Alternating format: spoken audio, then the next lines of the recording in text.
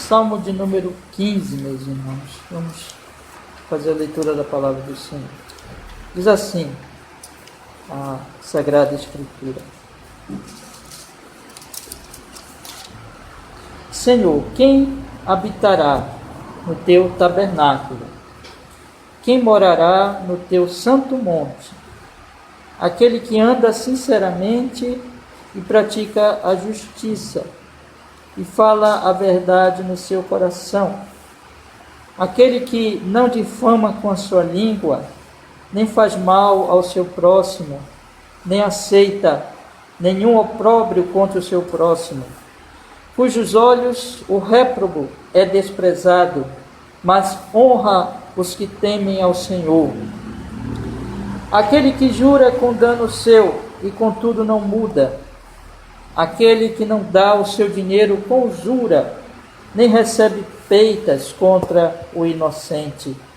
Quem faz isso nunca será abalado. Amém. Vamos orar, meus irmãos. Ó Deus, perdoa qualquer pecado pelo sangue de seu Filho Jesus que houver em nossa alma neste momento, Senhor. Nós temos cantado já, lido a palavra, orado, e pedimos nessa hora que fales conosco pelo estudo bíblico, que o Espírito Santo nos abra o entendimento da doutrina que vamos estudar hoje, ao mesmo tempo que também torne o nosso coração humilde, dócil, crente, para receber a sua palavra com fé, com obediência, para a sua glória, Senhor, nosso Deus, em Cristo, no poder do Espírito Santo, e para o nosso bem. Nós oramos assim em Jesus e nós agradecemos. Amém e amém.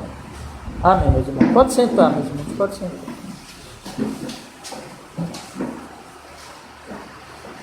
Os irmãos que têm o catecismo podem deixar já abrir na parte 3, lição 33. Nós vamos falar da gratidão. Começar a parte 3 hoje, que fala da gratidão ao Senhor. Lição número 33. Eu quero fazer só uma introdução aqui, antes de nós, como sempre faço, aliás, né? Antes de nós entrarmos no conteúdo da lição. A lição é pequena, aparentemente. Ela tem só 2 perguntas, mas é tão rico, meus irmãos, tão rico. E eu não sei se eu vou conseguir ler todos os versículos que estão aqui. Sempre eu peço para você, se eu não conseguir ler tudo, vou lá na sua casa, você leia a lição, leia os versículos. Se você ainda não leu, né, faça isso, por favor, tá?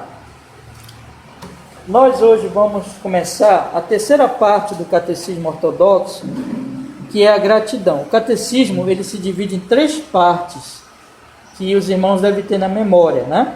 A primeira parte, a nossa miséria. A segunda parte, a nossa libertação. E a terceira parte, a nossa gratidão. A Bíblia, ela se movimenta exatamente nesse sentido, né? A Bíblia, ela mostra que nós fomos criados santos, aí nós caímos em Adão, e essa queda em Adão nos trouxe todas as misérias que nós vivemos, e aí nós fomos libertos em Cristo Jesus. Deus resolveu nos salvar e nos libertar em Cristo Jesus, e a partir daí, libertos em Cristo Jesus, nós passamos a viver uma vida de gratidão a Deus, por causa de Jesus Cristo. Hoje, vamos iniciar aquilo que nós poderíamos chamar de o estudo da vida cristã, dentro desse catecismo. O que é viver de forma cristã? Vai ser o nosso assunto até o final desse catecismo.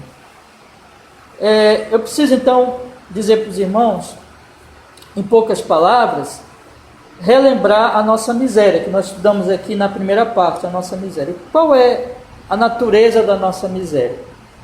Quando se fala em miséria no sentido espiritual, não está se falando em miséria no sentido que nós logo lembramos, que é a miséria física, que é aquela miséria de você pensar em alguém que não tem o mínimo do seu sustento, que está passando realmente fome, não tem condições, vivendo numa casa miserável, uma situação muito difícil.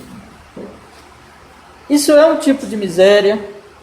Ou você pode pensar na miséria no sentido daquele bêbado na sarjeta, completamente dominado pelo vício, né? Miséria no sentido moral, do homem viciado em jogo, do homem viciado na lascívia, que vai perdendo tudo, que vai destruindo a sua vida. Isso tudo é miséria. Mas a miséria, essas misérias, no sentido físico, moral, social, essas misérias, elas têm uma base, que é a miséria no sentido espiritual. A grande questão, meus irmãos, que a Bíblia ela mostra, em poucas palavras, é o seguinte: cada criança que nasce nesse mundo e que, portanto, é descendente de Adão, ela já nasce miserável. A miséria no sentido de que este mundo é o mundo de Deus. Esse sol que está hoje nublado é de Deus. A chuva é de Deus. Nós lemos em 1 Reis 18 hoje, na leitura bíblica que o irmão Fernando leu para nós, que quem mandou a chuva para Israel? Quem tirou a chuva? Deus. Quem mandou a chuva? Para quem que Elias orou para mandar a chuva? Deus. Deus manda a chuva. Nós estamos no mundo de Deus. Esse corpo que nós temos é de Deus. Nós somos de Deus. Nossa alma, nosso corpo, nosso ser, quem deu foi Deus. Quem criou foi Deus. Quem mantém é Deus. Nós vamos morrer quando Deus tirar o nosso fôlego. Como cada plantinha, como cada ser morre quando Deus quer. Tudo é de Deus. O mundo inteiro, os salmos apresentam isso claramente, o mundo inteiro, especialmente o Salmo 104, o mundo inteiro, o Salmo 104, o Salmo 19, é para a glória dele. Louva o seu nome. Toda a terra está cheia da sua glória. Ele é glorificado na criação. Ele é Deus. Ele é o Senhor, santíssimo, justíssimo, perfeitíssimo, glorioso em seus atributos, infinito em seu ser, todo-poderoso, sapientíssimo, tem toda a sabedoria nas suas mãos, decreta todas as coisas, o Senhor absoluto, juiz de toda a terra, de todas as criaturas morais, anjos e homens. Esse Deus, ele está sendo afrontado desde Adão. Adão e os homens, a partir de Adão, vivendo no mundo de Deus, dependendo de Deus, disseram assim: Deus não é Deus, nós não queremos saber de Deus e nós vamos lutar contra Deus. Só que isso é a loucura das loucuras, porque o mundo é de Deus, e a vida é de Deus, e tudo é de Deus. Portanto, eis aí a miséria. Porque desde que os homens abandonam Deus nos seus pecados, os homens são miseráveis no sentido mais profundo da palavra miséria. Eles são miseráveis no sentido espiritual. Deus é tão bom, é tão misericordioso, que ainda deixa eles viverem. Eles vivem, alguns morrem cedo, bem cedo, mas muitos, a maioria, vive vários anos. Muitos chegam à velhice, muitos chegam a morrer, e quando já estão bem velhinhos, Deus é bom, Deus lhes dá o pão. Essa chuva que caiu hoje, Deus fez cair sobre pessoas que nem pensam nele, e vão pensar nele a vida toda, não quero saber dele. Deus dá alimento, Deus dá trabalho, Deus guarda as pessoas, Deus é bom. Mas vai chegar o dia, irmãos, em que esses homens e essas mulheres vão prestar contas a Ele. E essa prestação começa no dia da morte. A Bíblia diz que aos homens está ordenado, Hebreus fala, viverem uma vez só, e depois disso ter o juízo. Esses homens em Adão, quando Adão pecou, eles todos pecaram em Adão, eles estão debaixo da culpa do pecado de Adão, porque Adão era o representante deles no Jardim do Éden, e Adão quebrou a aliança. Esses homens, por sua vez, sendo culpados em Adão, depois que passam a entender, a ter razão, a ter uma mente que compreende as coisas, eles imediatamente começam a pecar, porque a natureza deles é má, a natureza deles odeia a Deus. Esses homens, se pudessem, matariam a Deus. Todos os dias eles vivem por causa de Deus, mas eles odeiam tanto a Deus que na loucura deles eles gostariam que Deus não existisse. E se eles pudessem, eles matariam a Deus. Isso ficou expresso quando eles crucificaram o Filho de Deus, Jesus. Mas vai chegar a morte. Esses homens não têm nada, porque eles não têm Deus. Quando a Bíblia diz, quando o Salmo 23 fala, o Senhor é meu pastor e nada me faltará. Quando Paulo fala, para mim viver é Cristo e morrer é lucro, a Bíblia está falando que a nossa riqueza não está na matéria e não está no que nós obtemos nesse mundo, mas está numa questão. Deus é o teu Deus. Como eles podem alcançar muitas coisas, mas eles não têm Deus? Quando eles morrem, no leito de morte, vocês percebem? O rico deixa a sua casa, deixa a sua empresa, deixa a sua mansão, deixa o seu ouro, deixa tudo.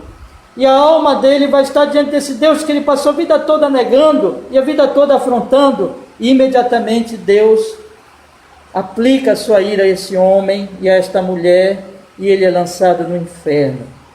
Irmãos, nós não podemos imaginar o que é o inferno. Nós não podemos sequer pensar na realidade do inferno. Isso é atormentador.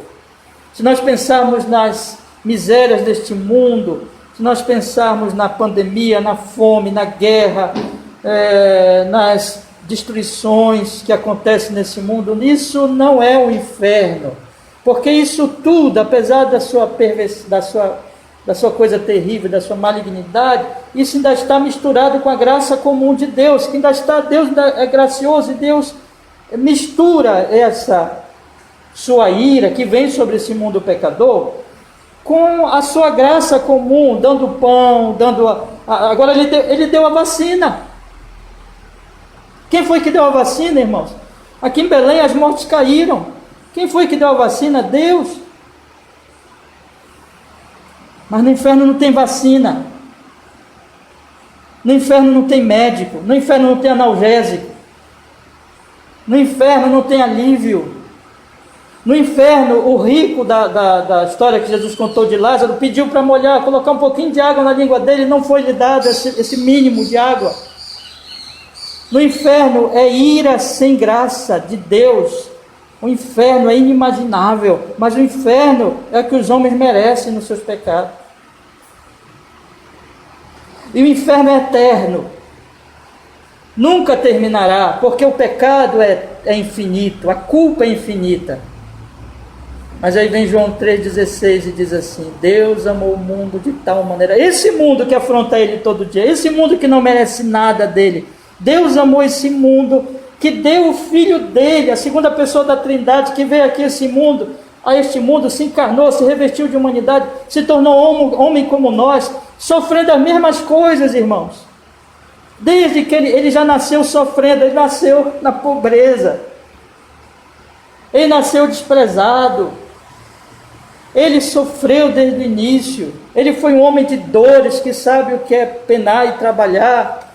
Desde o início ele assumiu, sem pecado, ele nunca pecou, mas ele assumiu a humanidade em pecado, sofreu o cansaço, a dor, e finalmente ele morreu numa cruz, e ali na cruz caiu a ira terrível de Deus que viria sobre o povo de Deus. Deus amou um povo, Deus escolheu esse povo, dentre essa raça humana ímpia e que só merecia o inferno, Deus fez cair sobre Jesus, Deus escolheu esses e fez cair sobre Cristo o pecado deles, a maldição deles, a ira que era para eles, e Jesus sofreu de forma inimaginável naquela cruz, como ninguém sofreu em toda a história da humanidade.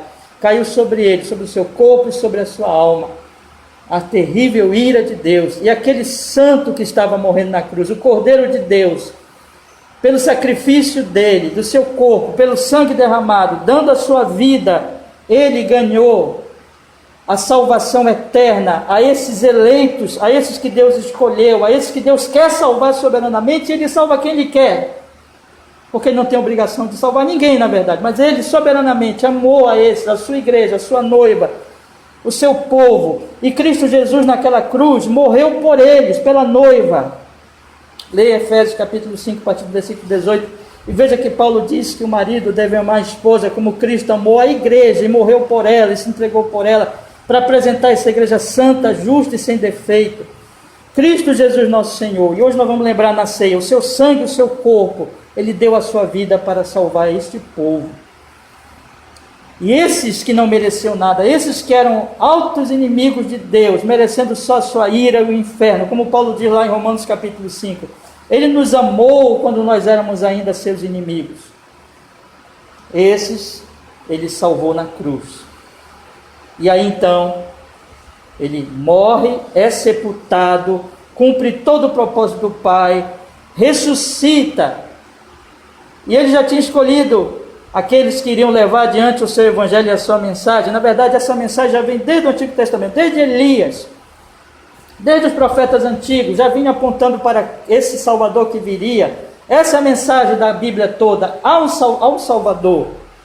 E esse Salvador que levou as nossas misérias na cruz, agora manda os seus apóstolos e diz, vão e preguem, mas não manda eles sozinhos, mas no Pentecostes ele e o Pai enviam o Espírito Santo. Esse Espírito enche aquela igreja no início ali, e eles são cheios do poder do Espírito, e saem testemunhando, e esse Evangelho finalmente se espalha, e chegou a você. Você, se você é um crente, se você ouviu o Evangelho, se você creu, se você tem fé em Jesus, se você se arrependeu dos seus pecados, você vai morrer, mas você vai estar com Ele na glória. Você não vai para esse inferno que eu falei ainda há pouco. Você foi justificado, o Espírito Santo habita em você, você está sendo santificado, e um dia você vai morar com Ele. Não somente Ele libertou você dessa miséria, mas Ele te fez herdeiro do seu reino, co-herdeiro com o Filho dele, com Cristo Jesus, e você vai morar com o Pai nas moradas celestiais. Lembra que ele diz para nós em João 14, não se turbe o vosso coração, crede em Deus, crede também em mim, na casa de meu Pai há muitas moradas, eu vou preparar lugar para vocês, e quando eu preparar eu voltarei. Nós estamos esperando, meus irmãos, o Senhor Jesus a qualquer momento vai aparecer neste céu, e todo olho o verá, e talvez seja na nossa vida, talvez nós vamos morrer e não vamos ver, talvez ele volte daqui a 1000 anos, ou mais, não sabemos, mas ele vai voltar. Não tenhamos dúvida, não há dúvida nenhuma, no calendário de Deus, Jesus vai voltar, e vai buscar a sua igreja, e nós vamos morar com ele para sempre. Ele vai tomar os ímpios, e vai vencê-los definitivamente, o diabo, e os que seguem a Satanás, e vai lançá-los definitivamente na perdição eterna, no inferno para toda a eternidade, e ele vai reinar com seu povo. A Bíblia fala lá em Apocalipse que descerá a nova Jerusalém, e ele vai reinar para sempre. Um novo céu, uma nova terra, onde não vai haver pecado, onde não vai haver maldição, pandemia, morte. Veja, nós que éramos destinados para o inferno, para a miséria eterna, vamos morar com ele no céu, na glória, na nova Jerusalém, em santidade e justiça. Aí sim, haverá paz, que tantos homens anelam, né? Há no coração dos homens um anelo pela paz, um anelo pela justiça, um anelo por um governante bom e justo. Esse governante virá, é Jesus, e nós vamos morar com ele para sempre. E você, graciosamente, ele te amou, ele te elegeu, ele morreu por você na cruz do Calvário, ele enviou o Espírito Santo para dar nova vida a você. Estudamos isso aqui, meus irmãos, a nossa miséria na primeira parte, a nossa salvação em Cristo, como ele é o Deus homem, só ele podia nos salvar. Estudamos essas várias doutrinas aqui, estudamos o credo apostólico que fala exatamente dessa verdade. Creio em Deus Pai Todo-Poderoso, Criador dos céus e da terra, creio no Filho, creio no Espírito, creio na Igreja Universal, creio na volta do Senhor. Estamos esperando isso. E agora, meus irmãos, se fomos salvos, se fomos resgatados, se fomos redimidos, o que vem como resultado dessa tão grande obra de Deus em Cristo, seu Filho, em relação a nós? Como devemos devolver isso? Como devemos responder esse amor, a essa graça de Deus imerecida? que nos livrou da morte eterna. Como? Com gratidão. Essa é a terceira parte do catecismo. Gratidão. Esta gratidão se expressa numa vida de santidade. Hoje eu estudei aqui com os irmãos que chegam mais cedo para a classe sobre a doutrina da santificação. Pois bem, é isso que vamos estudar também durante todas estas perguntas. Até o final do catecismo nós vamos estudar sobre vida cristã, sobre uma vida santa, sobre uma vida que agrada a Deus. Irmãos, todos os dias Deus olha para o mundo e se desagrada com o pecado, mas quando Deus olha para a igreja, Deus se agrada, porque a igreja é a sua noiva. Quando nós praticamos um ato santo, Ele se agrada, é a alegria de Deus, é agrado do Senhor, uma vida santa, mas é desagrado para Ele uma vida pecaminosa. Nós somos chamados, fomos redimidos, para que possamos, pelo poder do Espírito Santo, viver de forma agradável ao Senhor. Hoje nós vamos começar então a estudar sobre a gratidão. Eu li com vocês o Salmo 15, nós cantamos o Salmo 24. Veja que o Salmo 15 diz, bora ler de novo? Senhor, quem habitará no teu tabernáculo? Quem morará no teu santo monte? Aquele que anda sinceramente e pratica a justiça e fala a verdade no seu coração. Aquele que não difama com a sua língua, nem faz mal ao seu próximo, nem aceita nenhum opróbrio contra o seu próximo. A cujos olhos o réprobo é desprezado, mas honra os que temem ao Senhor. Aquele que jura com dano seu e contudo não muda. Aquele que não dá o seu dinheiro com usura, nem recebe peitas contra o inocente. Quem faz isso nunca será abalado. Irmãos, essa é a vida. Aqui é um resumo da vida santa e que está por todas as escrituras sagradas. Nós vamos começar a estudar hoje. Pegue o seu catecismo, por favor. Na lição 33, aqueles irmãos que não têm, estou até devendo para vocês, para a gente acertar como vocês podem ter, né? Para que todos possam acompanhar. Nós vamos depois acertar aí com os irmãos, só para vocês me perguntarem, né? Quem não tiver ainda, pastor, como é que a gente pode fazer para adquirir o catecismo? Aí eu converso com vocês aí depois. Então, a parte 3 fala sobre a gratidão. E a lição 33 é a primeira sobre esse assunto da gratidão. Agora eu queria dizer para vocês assim, essa lição, ela está muito bem colocada no início, porque ela vai estabelecer os fundamentos de uma vida de gratidão. Porque, observem, meus irmãos, quando nós falamos de gratidão, nós estamos falando de uma resposta a uma grande dádiva, né, recebida por nós. Então, alguém fez um bem a nós muito grande, e nós então somos gratos a essa pessoa. Vocês filhos, vocês devem ser gratos aos seus pais, né? Vocês devem ser gratos às pessoas que já ajudaram vocês, todos nós, né? Que já nos ajudaram de alguma maneira. Às vezes alguém que vai lá e dá um conselho, dá uma instrução, arruma um emprego, empresta dinheiro, enfim, são tantas coisas que nós passamos nessa vida, que somos ajudados. A gente vive sendo ajudado, né? Ninguém vive por si, então nós devemos ser gratos às pessoas, né? Esse sentido da gratidão, daquele que já me ajudou de alguma maneira, já me beneficiou de alguma maneira, então a gratidão sempre lembra isso. É preciso que nós entendamos que a relação entre a vida cristã e Deus é uma relação de resposta pela graça, pelo benefício dado, feito a nós, e que se expressa em gratidão.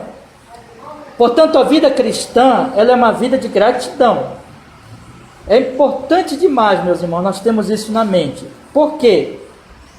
Infelizmente, muitos entendimentos, assim, muitas compreensões sobre o que é a vida cristã não tem esse elemento de gratidão, mas tem um elemento de negociação, de negociata, né? Então, eu dou para Deus uma coisa para receber outra. Então, a maioria do cristianismo, infelizmente, professo, ele está baseado em negociatas. As pessoas dão coisas para Deus, achando que Deus tem que dar para elas de volta, achando que elas merecem coisas de Deus. A Bíblia vai mostrar que não é nada disso. A nossa relação não é de negócio ou de negociata. A nossa relação é de gratidão, porque nós não podemos dar nada para Deus, tudo nós recebemos dele. Então a nossa resposta: o que darei ao Senhor se eu não posso beneficiá-lo em nada? Eu não posso beneficiar Deus, Deus não precisa de mim para nada. O que eu dou a ele é gratidão. É importante nós já guardarmos isso na nossa mente. Então vamos para a pergunta 92. Essas duas perguntas, elas vão estabelecer exatamente essa base da vida cristã como gratidão.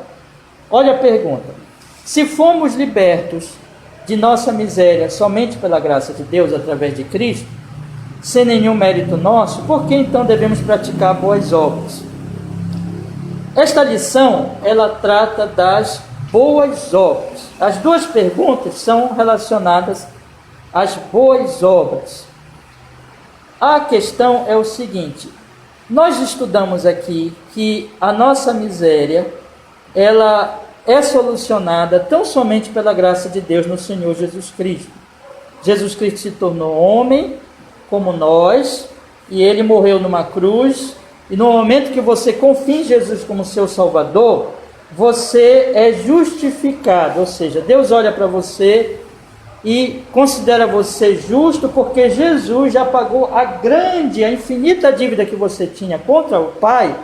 Jesus já pagou, porque ele é Deus homem, o sangue dele tem valor, a obra dele na cruz tem valor, então ele já pagou tudo. Você não precisa fazer nada, você não precisa dar nada para Deus para alcançar a salvação é de graça, é por causa do sangue de Jesus. Quando você crê, você já está salvo, você não será salvo, ou você não tem que fazer alguma coisa para ser salvo, não, você já está salvo. Todo crente em Cristo Jesus pode ter segurança e certeza da sua salvação, se ele é um crente verdadeiro, porque de fato ele está salvo. Jesus já morreu por ele na cruz, já está paga a dívida, Deus está em paz com ele. Lembra que Paulo diz lá em Romanos capítulo 5? Justificados, pois, mediante a fé, temos paz com Deus em Cristo Jesus. Então, isso é uma verdade. Agora a pergunta é: isso é verdade? Então, se eu sou salvo pela graça, sem mérito nenhum meu, mas através somente de Jesus, por que eu tenho que fazer ainda boas obras? Por que eu tenho que praticar ainda boas obras? Será que não é correto pensar da seguinte maneira? Olha só o pensamento, preste bem atenção. Já que eu fui salvo pela graça, eu vou agora pecar mesmo, porque a salvação é de graça, então eu vou pecar. Eu vou pecar, valer, porque graça, porque não é pelo meu mérito, eu já fui salvo, já estou salvo, então vamos pecar, porque aí nós vamos mostrar ainda mais a graça, né? Já que pecar e pecar e pecar e pronto, aí a graça de Deus vai brilhar mais ainda. Será que é assim? Olha, irmãos, a graça de Deus, ela realmente é uma realidade que acontece na nossa vida. Nós não somos salvos pelas obras, nós somos salvos totalmente de graça por causa do sangue derramado de Jesus. Porém, não fica nisso.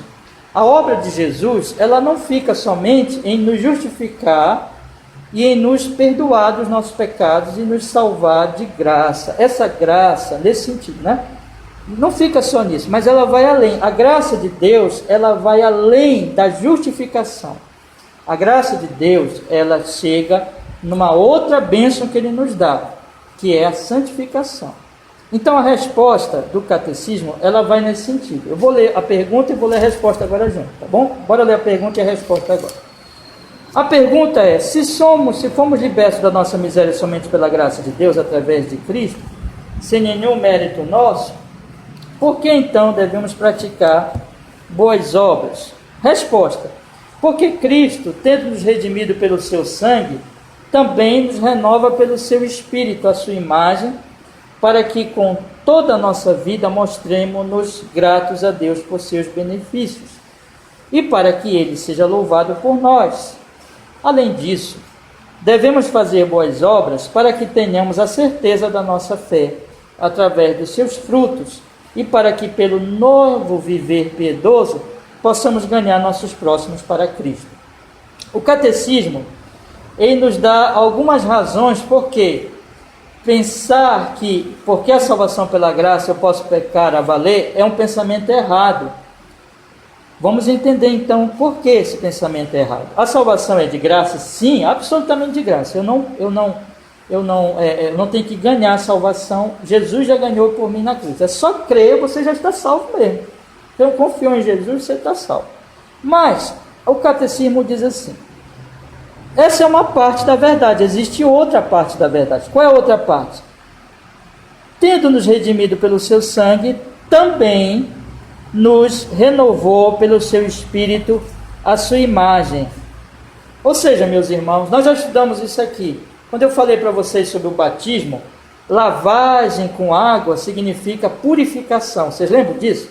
Que o batismo ele aponta para duas verdades. Primeiro, que eu sou lavado, justificado pelo sangue de Jesus, e que eu sou santificado pelo Espírito Santo. O batismo ele aponta para essa pureza nesse sentido, que no momento que eu creio em Jesus, eu sou justificado, perdoado, lavado pelo sangue dele. Mas também, a partir daquele momento, eu já tenho o Espírito Santo, e o Espírito Santo começa um processo de limpeza do meu ser, de renovação do meu ser, de purificação do meu ser, de maneira, meus irmãos, que a obra de Jesus não somente traz perdão e justificação, mas também traz essa renovação, esta purificação, ou essa é a palavra, na verdade, mais importante, apesar de não aparecer aqui, né? Mas esse é o ponto, a santificação. O Espírito Santo, ele começa a me tornar santo, começa a me tornar uma pessoa santa. E, veja, eu vou ler de novo. Porque Cristo, tendo nos redimido pelo seu sangue, também nos renova pelo seu Espírito a sua imagem para com toda a nossa vida. Quando Deus criou Adão à imagem e semelhança dele. Adão, ele tinha entendimento, ele não era como os animais sem entendimento, ele tinha entendimento, ele compreendia as coisas, e ele era santo, ele expressava a imagem de Deus. Quando se olhasse para Adão, veria ali em Adão não é Deus, não é isso, mas Adão reflete a glória de Deus no seu ser, uma criatura magnífica, cheia de entendimento e virtuosa, santa, assim que Deus fez Adão. Quando Adão cai, essa imagem ela não é totalmente perdida, não é? Mas ela é manchada, ela é contaminada pelo pecado, e o homem vai se tornando cada vez mais diferente de Deus e mais parecido, a bem da verdade, né, com o diabo, né? Ele não se torna um demônio, mas ele vai se desfigurando completamente. Mas quando Cristo vem em nós, ele nos lava com seu sangue, o Espírito Santo recria essa imagem, ele renova essa imagem. Essa imagem, ela ainda não é perfeita, mas ela vai sendo aperfeiçoada. Pelo seu Espírito a sua imagem, diz assim, também nos renova pelo seu Espírito a sua imagem. Então, Deus, ele vai nos trazendo de volta, ele vai nos santificando. Eu estava falando aqui com os irmãos, antes do culto, com os irmãos da classe, como um vaso, e a Bíblia usa essa ilustração, um barro sem forma que o oleiro vai dando forma até se transformar num vaso muito bonito. É isso que Deus está fazendo. Então, sempre que o Espírito Santo entra no coração de uma pessoa e essa pessoa crê e ela é justificada, começa esse trabalho de renovação. O Espírito Santo começa a moldar aqui, moldar acolá, mostrar os pecados, levar ao arrependimento, dar graça para que a pessoa se esforce para não fazer mais aquilo que é errado, e a pessoa vai progredindo. Isso é obra do Espírito Santo. E diz aqui o nosso catecismo, também nos renova pelo seu Espírito a sua imagem, para que com toda a nossa vida, todo o nosso ser, nosso corpo, nossa alma e todas as faculdades da alma, nosso pensamento, nossos desejos, nossos planos, nosso entendimento e nossas obras, toda a nossa vida, com toda a nossa vida, nós vamos nos mostrar gratos a Deus por seus benefícios. Gratos, essa é a palavra. Aquele que foi salvo, ele consciente de onde ele foi tirado, da miséria e da ira, da condenação eterna, para ser colocado agora no reino da luz, da graça, e para ser herdeiro do céu, da glória. Ele foi trazido para morar com Deus, para viver com Deus. Ele passa a ser grato, ele passa a ser grato ao Senhor. E ele então, nessa santificação, ele vai mostrar, essa santificação que o Espírito Santo opera, ele vai mostrar gratidão a esse Deus. Como é que eu posso agora, veja, fazer a vontade de Satanás? Não, eu quero fazer a vontade de Jesus. Como é que eu posso fazer a vontade do mundo ímpio, que não quer saber de Deus? Não, eu quero fazer a vontade daquele que me salvou na cruz. Como é que eu posso fazer a vontade do pecado que ainda habita em mim, que ainda me tenta para as coisas erradas? Não, eu não quero mais, eu quero fazer a vontade daquele que me amou, que foi até a cruz, morreu pelos meus pecados. Gratidão, meus irmãos, gratidão. Se tivermos consciência de nossa miséria, se tivermos consciência daquilo que aconteceu conosco, essa gratidão nos motivará e se expressará exatamente nessa vida de santidade, de santificação. E diz mais aqui o catecismo: e para que ele seja louvado por nós. Esse é um ponto em que nós vamos agradar a ele. Vamos viver para agradá-lo.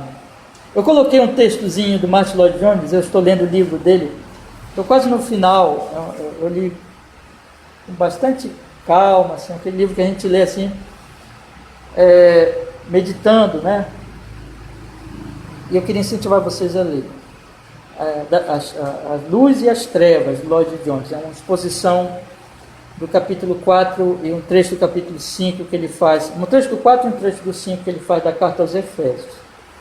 E eu coloquei para os irmãos, eu estou colocando alguns trechos que eu acho interessante para os irmãos meditarem, e eu coloquei um dia desse o seguinte ponto: o cristão, o que ele quer em primeiro lugar? Ele quer agradar a Deus.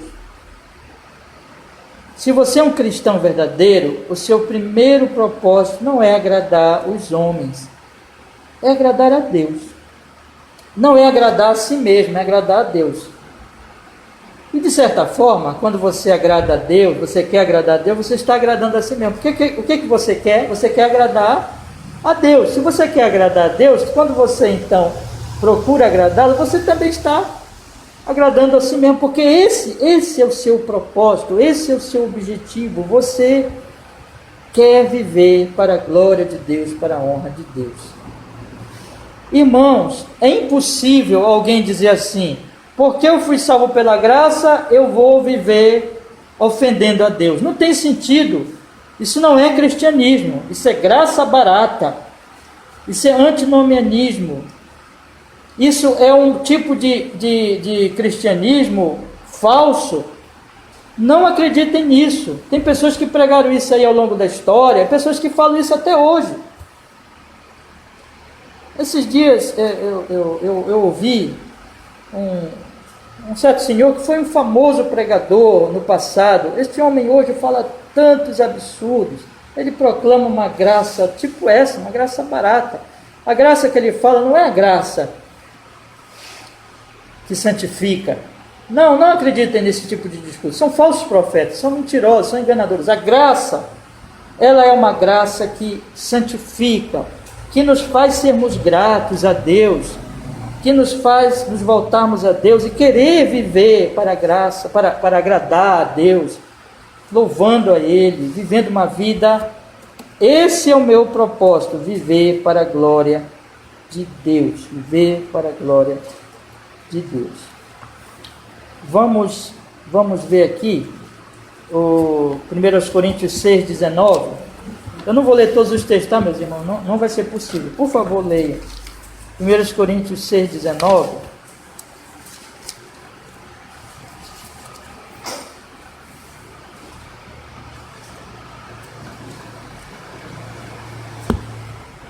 Diz a palavra: ou não sabeis que o vosso corpo é o templo do Espírito Santo que habita em vós, proveniente de Deus, e que não sois de vós mesmos, porque fostes comprados por bom preço. Glorificai, pois, a Deus no vosso corpo e no vosso espírito, os quais pertencem a Deus. É isso aqui. Glorificar a Deus no meu corpo. E o meu corpo pertence a Jesus. Paulo está falando aqui da fornicação, que é a sexualidade ilícita, fora daquilo que Deus colocou no casamento. Então ele está dizendo, meu corpo não é para fornicação, meu corpo não é para impureza, o meu corpo é para a glória de Deus, para servir ao Senhor, porque Ele me salvou. Vamos voltar para o catecismo, aí eu vou explicando aos irmãos. Veja, por que eu devo praticar boas obras? Primeiro, porque o Espírito Santo me renovou, a graça de Deus me santifica e me leva à gratidão a Deus pelas boas obras. Como é que eu vou expressar gratidão a Deus? Agradando a Ele, vivendo uma vida agradável a Ele. Em segundo lugar, há um outro motivo para eu praticar boas obras. Além disso, devemos fazer boas obras. Veja, isso é muito importante também, para que tenhamos a certeza de nossa fé através dos seus frutos. Aí eu já vou ler o texto com os irmãos. Leiam comigo agora 2 Pedro, capítulo 1, versículo 10, por favor. 2 Pedro, capítulo 1, versículo 10.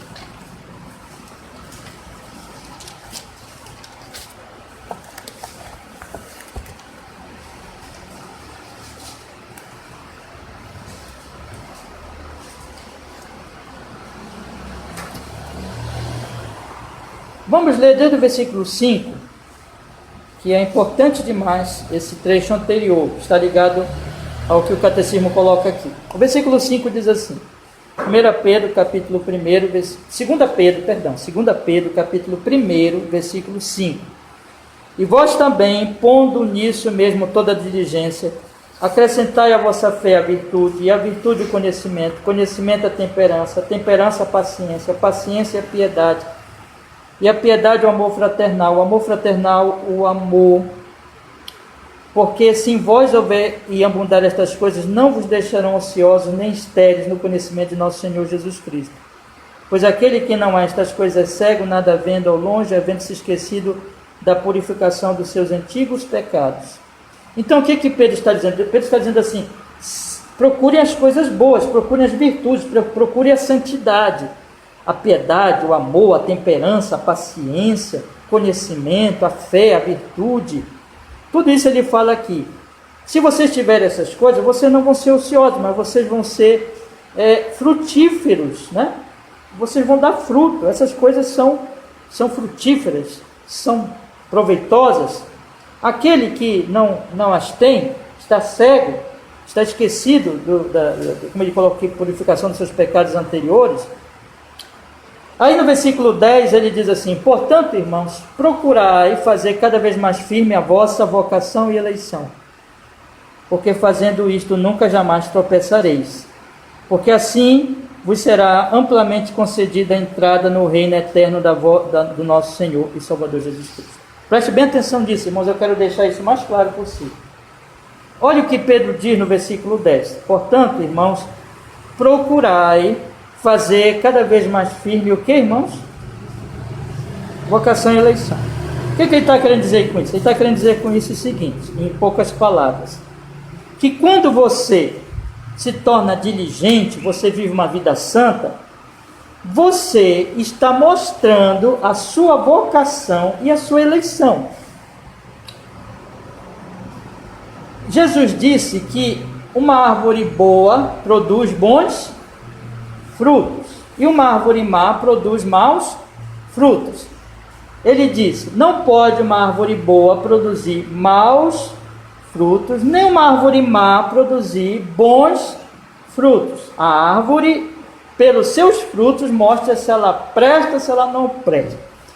A árvore mostra o que ela é pelos seus frutos. Então você tem lá uma acerola, como a gente tem lá em casa, né? Muitos de vocês conhecem aquela acerola lá do quintal, né? Inclusive comeram dela já várias vezes, né? Quando a igreja era lá. E você olha para aquela acerola, o quê? Tem que dar o quê? Aceroleira, não é assim que chama? A aceroleira tem que dar o quê? Acerola. Aí quando você vê a acerola, não, isso aqui é aceroleiro. O açaizeiro. Açaí. O que Pedro está dizendo é o seguinte: como é que você vai ter confirmada que você foi vocacionado, que você foi chamado? Como é que você vai ter confirmado que você é um eleito? Porque você, dando fruto, você mostra que árvore você é. Uma pessoa que ela professa ser cristã, mas ela não dá fruto, está estranho. Ela não vive uma vida santa, está estranho. Por quê? Tem alguma coisa errada. Ou ela está passando um momento difícil na sua vida cristã, ou ela simplesmente não é cristã. Ela não ainda creu, ainda não se arrependeu dos seus pecados. Mas uma pessoa que dá fruto de santidade, ela confirma, ela cada vez mais, como diz aqui, procura cada vez mais firme, ele diz assim, né? Portanto, irmãos, procurai fazer cada vez mais firme a vossa vocação e eleição. Como é que ela faz firme essa vocação e eleição? Como é que ela realmente demonstra que ela foi vocacionada, que ela foi eleita? Pelo fruto, irmãos, pelo fruto. Por isso, Hebreus vai dizer: sem a santidade ninguém verá ao Senhor. Por quê? Porque é a santidade que salva? Não, é porque é o fruto. A santidade é o fruto da árvore boa, da árvore que já foi regenerada, daquela pessoa que ama o Senhor. Ela vai mostrar que ela ama ao Senhor pelo fruto. Ela vai mostrar que o Espírito Santo já entrou nela pelo fruto. Eu tenho o Espírito, veja, eu tenho o Espírito Santo. Como é que eu demonstro que eu tenho o Espírito Santo? Vivendo uma vida de acordo com o Espírito. O Espírito é santo, a minha vida será santa. Essa santidade, portanto, é o fruto que mostra a qualidade da árvore. E é por isso que Pedro está dizendo exatamente isso aqui, nesse texto. O segundo, a necessidade de eu praticar boas obras, é que isso tem a ver comigo. Como é que eu sei? Como é que vai crescer a minha certeza da salvação? Ele diz assim: além disso, devemos fazer boas obras para que tenhamos certeza de nossa fé através dos seus frutos. Como é que eu sei que eu creio em Jesus? Como é que eu sei que eu sou um crente mesmo? Irmão, quando eu amo ao Senhor e quando eu procuro viver uma vida santa. Quando o pecado para mim é uma coisa horrorosa. Quando eu abomino o pecado. Eu não sou perfeito, não estamos falando aqui de perfeição e até mesmo de que o crente não possa cair em pecados graves. Não é nada disso. Mas o crente verdadeiro, ele vai mostrar que ama o Senhor, que ele abomina o pecado. E essa demonstração de que ele abomina o pecado é como quando ele chega lá na casa dele, que ele olha aquela árvore dando fruto, e ele diz assim: essa árvore aqui é essa espécie de árvore, não outra. É uma árvore boa, não má. Então, quando ele dá fruto, ele observa que ele é eleito. O Espírito Santo, como é que o Espírito Santo ele nos dá a certeza da salvação? Ele vai transformando a nossa vida e vai nos levando a ver esse fruto. E com isso o Espírito Santo está dizendo assim: olha, você é eleito. Você realmente é um crente. A certeza da salvação, ela cresce na medida em que eu vou sendo santificado. Veja, observe bem, é muito importante nós dizermos isso. Não é que a santificação é que vai trazer a salvação. A santificação, na verdade, ela mostra a salvação. Ela mostra que aquela pessoa é uma árvore boa, é uma árvore regenerada, tem o Espírito Santo, já está salvo. Então aquilo vai lhe convencer, vai lhe fortalecer cada vez mais nessa certeza. Aquele que vive no pecado, aquele que não se importa com Deus, não terá certeza de salvação. Não terá. Mas aquele que cresce em santificação, o Espírito Santo usará isso para que a certeza dele seja fortalecida também. Em terceiro lugar, o catecismo continua aqui dizendo assim: e para que pelo nosso viver piedoso possamos ganhar nosso próximo para Cristo. Irmãos, olha aqui para mim um minutinho e perceba uma coisa. Veja como as boas obras, elas têm uma relação com Deus elas têm uma relação conosco e elas têm uma relação com o próximo. Vocês perceberam isso? Primeiro propósito das boas obras é mostrar o quê? Gratidão a quem? A Deus. Em segundo lugar, se eu mostro que eu sou grato a Deus, aquilo também é uma mensagem para mim. É uma mensagem que eu sou de Deus, que eu sou eleito, que eu fui chamado, que eu sou uma árvore boa, né? Mas em terceiro lugar, eu vou também mostrar para o próximo. Irmãos, as pessoas, elas, quando têm contato com você, elas, num momento ou outro, elas vão ser informadas sobre a sua religião.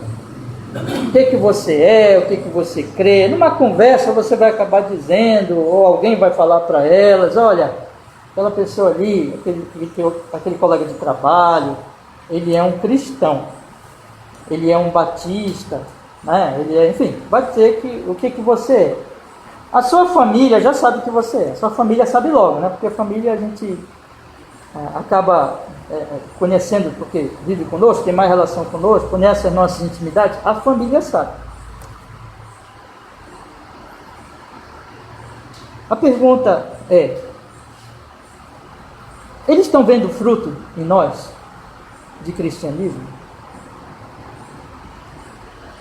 Eu mostro para eles o poder do Evangelho, do que o Evangelho faz numa vida, pela minha vida. Meu querido irmão, minha querida irmã, preste bem atenção nessa pergunta. Eu mostro para o meu familiar não crente, para o meu vizinho não crente, para o meu colega de trabalho não crente, de escola não crente, que eu mostro o poder do Evangelho numa vida, de transformar uma vida pela minha vida, pelas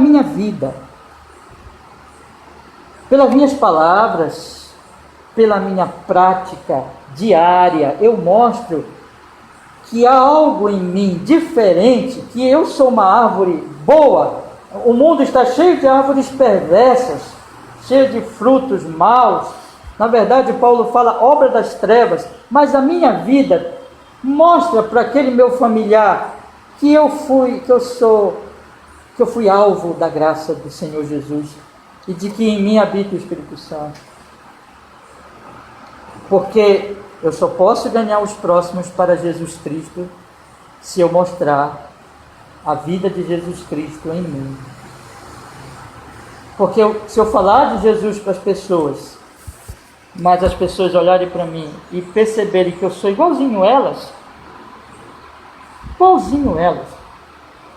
as pessoas vão dizer assim, você é hipócrita, ou elas vão dizer, esse Jesus não muda a vida das pessoas, esse Evangelho não é verdadeiro. Elas não vão acreditar naquilo que não tem frutos. Veja o que Pedro diz no capítulo 1 Pedro, leia comigo por favor, capítulo 2, versículo 12. 1 Pedro, capítulo 2, versículo 12.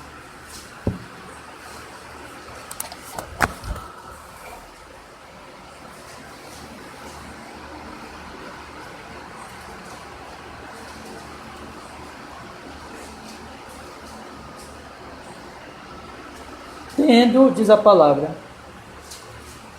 tendo o vosso viver honesto entre os gentios, para que naquilo que falam mal de vós, como de malfeitores, glorifiquem a Deus no dia da visitação, pelas boas obras que em vós o quê? Observem. As boas obras também é para os outros. As boas obras primeiro é para Deus, como uma expressão de gratidão. Segundo, é para mim, como uma evidência de que eu sou eleito. E é para os outros, como uma evidência de que o Evangelho é verdadeiro. Por quê? Porque ele diz aqui, falam mal de nós, mas eles vão acabar glorificando a Deus pelas boas obras que observarem em nós. Eles vão ficar calados, eles não vão poder. Vamos calar a boca deles, não com discursos eloquentes, sobre o poder de Jesus de mudar as pessoas. Sim, nós temos que falar, não estou dizendo que nós não temos que falar, nós temos que falar. Mas o que vai fazer eles se calarem, eles ficarem admirados, é a nossa vida de amor a Deus. Lembra o resumo dos mandamentos? Amar a Deus e amar ao próximo. Irmãos, as pessoas, elas estão vendo o amor a Deus em nós, quando nós amamos o nosso próximo, quando nós servimos o nosso próximo, quando nós não somos mais egoístas como nós éramos antes, quando nós somos pessoas que vivemos para o bem do próximo.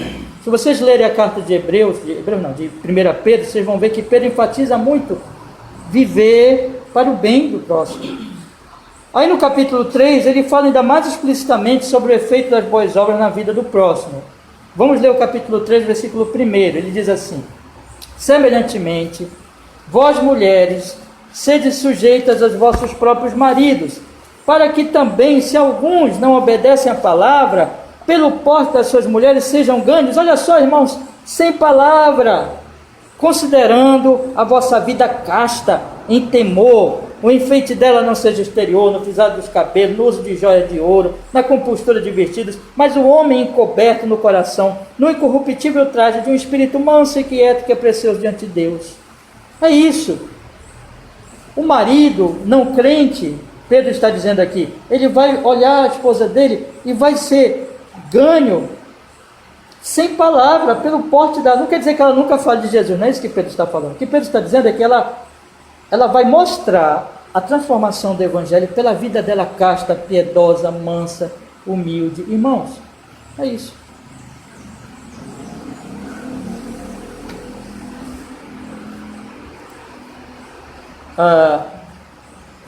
Nesses dias que nós estamos vivendo, em que se debate muito, eu já falei isso aqui porque é um assunto contemporâneo, eu tenho usado isso para vocês aplicar de uma forma abrangente a questão.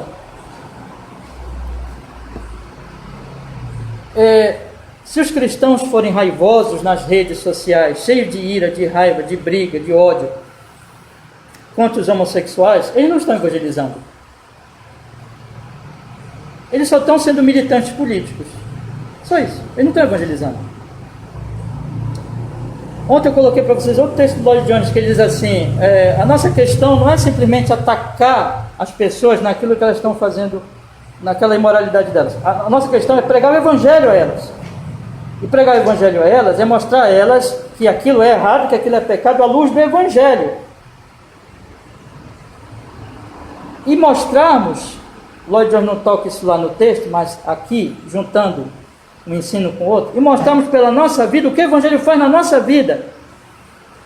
Se eu tenho um amigo homossexual, se eu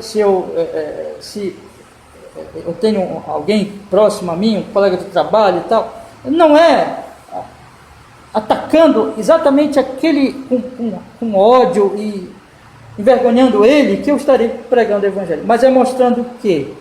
É mostrando, falando dele, do amor de Deus, da graça de Deus, dentro do contexto do Evangelho, mostrando que aquilo, no momento certo, que esse pecado e todos os outros pecados ofendem a Deus, mas Cristo é o Salvador, que eu vou ajudá-lo, e que eu vou também ajudá-lo quando eu mostro que na minha vida há o amor de Deus, a graça de Deus.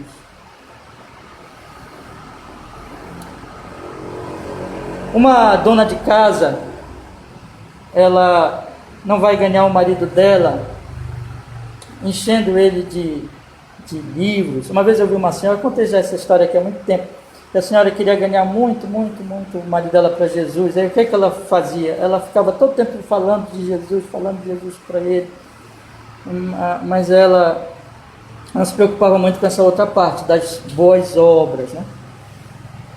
E um dia ela chegou lá, na hora do almoço, ela colocou, em vez de servir o almoço, ela colocou uma Bíblia no prato. Ele chegou e estava lá a Bíblia, né? Não, meus irmãos, essa não é a maneira sábia de nós ganharmos as pessoas. Veja, o que Pedro diz aqui? Por uma vida mansa, por uma vida de boas obras, nós vamos mostrar o fruto às pessoas. E a última pergunta, 93, e aí nós vamos para o encerramento. Ele olha agora o outro lado, né? Aqueles que não se convertem a Deus e nem renunciam os seus caminhos de ingratidão e impenitência podem ser salvos? Aqueles, portanto, que não mudam de vida, que não mostram arrependimento e que não mostram gratidão, eles podem ser salvos? Resposta: não, de modo algum. A Escritura nos diz que nenhum impuro, idólatra, adúltero, ladrão, avarento, bêbado, caluniador, roubador ou algo semelhante herdará o reino de Deus. Eu quero ler com os irmãos 2 textos aqui, o primeiro e o último, e a gente encerra, tá bom? Primeiro aos Coríntios, abra aí comigo, por favor, 6:9. Primeiro aos Coríntios 6:9.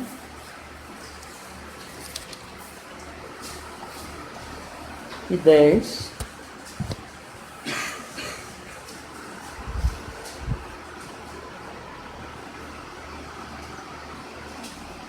Não sabeis, 6:9, não sabeis que os injustos não hão de herdar o reino de Deus? Não erreis, nem os fornicadores, nem os idólatras, nem os adúlteros, nem os efeminados, nem os sodomitas, nem os ladrões, nem os avarentos, nem os bêbados, nem os maldizentes, nem os roubadores herdarão o reino de Deus. Olha o que ele fala no verso 11. É o que alguns têm sido, mas haveis sido, olha só, lavados, mas haveis sido santificados, mas haveis sido justificados em nome do Senhor Jesus e pelo Espírito nosso Deus. Vocês estão entendendo aqui? Vocês foram isso, mas vocês não são mais. Mas uma pessoa que continua sendo isso, ela diz assim: mas Jesus já me salvou, eu já fui justificado. Aí ele continua sendo um fornicador, um idólatra, um adúltero, um efeminado, sodomita. Vocês sabem que hoje já tem até igrejas, né, de homossexuais. Esse tipo de proclamação que diz assim: olha, pode continuar pecando, não tem problema. A Bíblia diz não.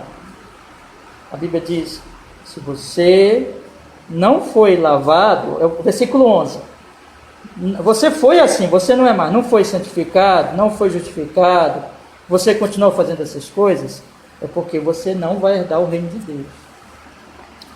1 João 3,14, irmão, vamos ler também. 1 João 3,14.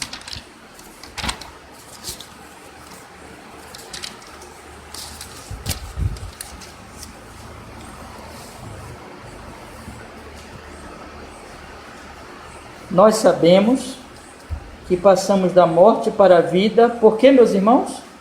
Porque amamos. E quem não ama permanece na morte. Então, qual é o resumo dessa lição hoje? E que nós vamos estudar dentro dessa base, meus irmãos. Nós vamos começar a estudar os 10 mandamentos e a oração, né, do Senhor. Qual é o resumo? Veja, eu posso dizer que vou viver em pecado porque eu fui salvo pela graça? Não. Por quê? Porque a graça de Deus que me justifica pelo sangue de Jesus me renova e santifica pelo Espírito Santo, que vai me restaurar em mim a imagem de Deus, para que eu viva, que eu mostre uma vida de santidade, que eu mostre nisso a minha gratidão porque Ele me salvou. Eu vou viver uma vida de gratidão a Deus. Então o Espírito Santo, a primeira coisa que Ele vai fazer em mim é me fazer agradável a Deus e fazer com que eu queira sempre agradar a Deus e sempre viver em honra e glória ao nome dEle. Isso é a graça de Deus. Isso é a graça de Deus. Meu querido irmão, eu quero perguntar para vocês agora com toda a solenidade e com muito amor também, amor por vocês, amor por todos nós aqui, irmãos amados, vocês amam o Senhor? Não responda para mim, responda diante do Senhor. Você ama o Senhor? É seu desejo sincero agradar a Ele, ser santo? Você ama os mandamentos? Você não é perfeito, mas você está disposto a lutar contra o seu pecado e a viver para Ele, para a sua honra, para a sua glória? Se isso está acontecendo na sua vida, aí nós passamos para o outro ponto. você quer agradar a Ele, então isso é um sinal, isso vai ser um sinal para você, tá bom? De que você é dele. Você com isso vai confirmar a sua vocação e a sua eleição. Como é que eu sei, pastor, que eu sou salvo? Como é que eu sei, pastor, que eu tenho fé em Jesus? Lembra de Tiago? A fé sem obras é morta. Mas como é que eu mostro a minha fé? Pelas obras. O Espírito Santo, ele vai me convencendo, ele vai me dando certeza. Na medida que ele vai me santificando, eu vou vendo assim. Eu amo ao Senhor. Eu amo ao Senhor. É claro que essa obra não é uma questão que eu vou ficar olhando para mim. Eu vou ficar olhando, na verdade, porque Jesus está fazendo em mim. Percebe? Não é uma coisa de que, eu vou ficar olhando para mim. Eu vou observar o que Jesus está fazendo em mim.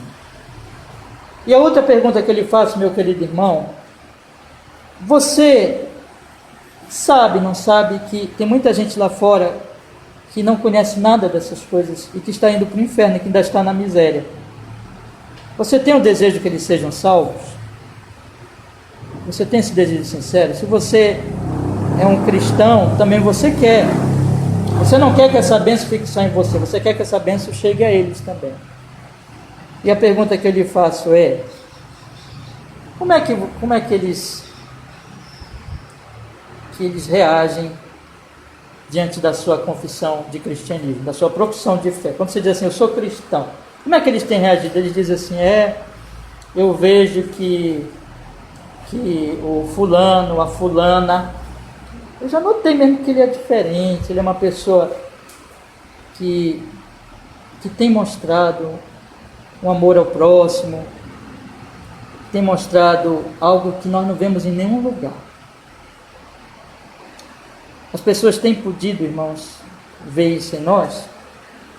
E a pergunta que eu lhe faço, é o seu desejo? Deixa eu lhe dar um conselho aqui, final. Mostre para as pessoas que o Evangelho é poderoso. Fale para elas, proclame Jesus Cristo a elas, mas mostre para elas pela sua vida que você foi transformado por Jesus. A Bíblia, eu digo isso baseado nas Escrituras, isso é um poderoso fator no nosso testemunho para que elas sejam ganhas para Jesus. Se nós falarmos a elas e não mostrarmos a elas uma vida nova, pode ter certeza que elas vão se afastar mais ainda. Mas se elas olharem para nós e verem o fruto do Evangelho, elas vão... Não estou dizendo que todas, tá? Aqui não há promessa bíblica que todo mundo vai crer em Jesus pelo nosso testemunho, não é isso. Mas que haverá a possibilidade, pela graça de Deus, o Espírito Santo atuando nelas, de elas crerem, porque nós estamos mostrando que Jesus transforma a vida das pessoas. Em resumo, a graça justificadora também é a graça santificadora. Aqueles que estão vivendo uma vida santa são os que verão o Senhor, porque eles têm o Espírito Santo. Mas aqueles que não se arrependem, aqueles que não creem, e aqueles que querem viver nos seus pecados e não estão nem aí, não serão salvos, porque não foram salvos. E eu quero encerrar com esse último conselho solene. Se por acaso algum de vocês aqui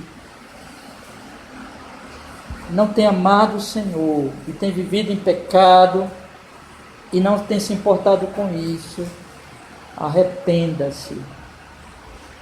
Olhe para Jesus, confie só nele, porque ele é o Salvador. Descanse dele para a sua salvação. Mas arrependa-se, olhe para ele, creia nele. Confie no Senhor Jesus para a sua salvação e arrependa-se dos seus pecados. Amém. Vamos orar. Ó Senhor, obrigado que nós podemos nesta manhã estudar, Senhor, a sua palavra e pedimos que esse estudo o Senhor use por sua misericórdia e sua graça para abençoar cada um de nós, para que na nossa vida, na nossa alma, haja, Senhor, evidências de uma justificação e de uma obra do Espírito Santo, para que nós possamos viver cada vez mais agradável, de forma agradável ao Senhor. Que o seu nome seja cada vez mais honrado e glorificado em nosso viver. Faz isso, Senhor Jesus. Nós oramos assim, Jesus. Nós agradecemos. Amém.